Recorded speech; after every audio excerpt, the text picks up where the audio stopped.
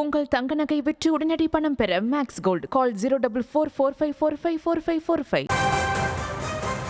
தொடர்ந்து அதிமுக பொதுச் செயலாளர் எடப்பாடி பழனிசாமியின் சுற்றுப்பயணம் என்ன தாக்கத்தை ஏற்படுத்தியது என்ற கேள்வி எழுந்திருக்கக்கூடிய நிலையில் திமுகவினர் மத்தியில் பேசப்படுவது என்ன என கூறுகிறார் திமுக சட்டமன்ற உறுப்பினர் துரை சந்திரசேகர். எந்த அரசியல் கட்சி தலைவரும் செய்தனால மிகப்பெரிய அளவில் ஒரு ஆளுங்கட்சியினுடைய முதலமைச்சருக்கு பொதுமக்களிடத்திலே, குறிப்பாக பெண்களிடத்திலே, மாணவர்களிடத்திலே, மாணவிகளிடத்திலே மிகப்பெரிய வரவேற்பை கடந்த 2-3 மாதங்களாக பல்வேறு மாவட்டங்களுக்கு அவர் சென்று வந்ததை பார்த்தோம். அதை பார்த்துத்தான் இவர் நம்முடைய எதிர்கட்சி தலைவரும் அதே போல ஒரு சுற்றுப்பயணத்தை மேற்கொள்ள வேண்டும் என்று திட்டமிட்டார். அதில் ஒன்றும் இல்லை, எல்லா அரசியல் கட்சியும் போறதுக்கு உரிமைகள், தார்மீக பொறுப்பவர்கள் இருக்கிறது. ஆனால் எல்லோரும் நம்முடைய முதலமைச்சர் நிலையை அடைய முடியுமா என்றால் நிச்சயமாக அது முடியாது. எனவே அதை போல நடத்தணும்னு சொல்லி எதிர்கட்சி தலைவர் நடத்தியிருக்கிறார். அது அது அது அந்த அளவுக்கு அது பொதுமக்கள் வரவேற்பு பெறவில்லை என்பதும் அது மிகப்பெரிய பின்னடைவை அவர் சந்திருக்கார் என்பது நிதர்சனமான உண்மை.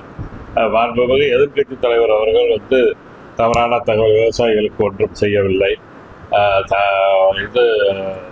நாட்டு மக்களுக்கு எதுவுமே செய்யவில்லை, இந்த 4 ஆண்டு காலத்தில் பொதுமக்கள் பெரிதும் பாதிக்கப்பட்டிருக்கிறார்கள் என்று சொல்லுகிறார்கள், பேசுகிறார்கள். அது அத்தனையும் உண்மைக்கு மாறானவை.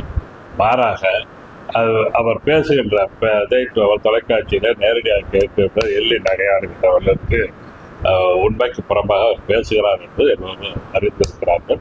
இது பெரிய அவருடைய சுற்றுப்பயணம் திராவிட முன்னேற்ற கழகத்துக்கு, எங்கள் கூட்டணிக்கு எந்த வகையிலும் தாக்கத்தை ஏற்படுத்தாது. அது மட்டும் பொதுமக்களிடத்தில் அவருடைய பேச்சு, அவருடைய செயல்பாடுகள் நிச்சயமாக தாக்கத்தை ஏற்படுத்தாது. அதற்கு அச்சப்பட தேவையில்லை. இது ஆரம்பத்திலிருந்து அவர் சொல்லிட்டு இருக்காரு. ஸ்டார்டிங் பாயிண்ட் மேட்டுப்பாளையத்தில் பேசும்போது இதை தான் சொன்னாங்க. எல்லா இடத்துலையும் இதே பேச்சை நாங்கள் எங்களுடைய அதிமுகவுடைய கூட்டத்தை பார்த்து திமுக மிரண்டுகிறது, எங்களுக்கு பயப்பட வேண்டிய அவசியமே கிடையாது. எனவே அதை பற்றி எதிர்கட்சி தலைவர் வாதம் உண்மை இல்லை. அவங்க கட்சி கூட்டம் வருவாங்க இல்லைன்னு சொல்லலை.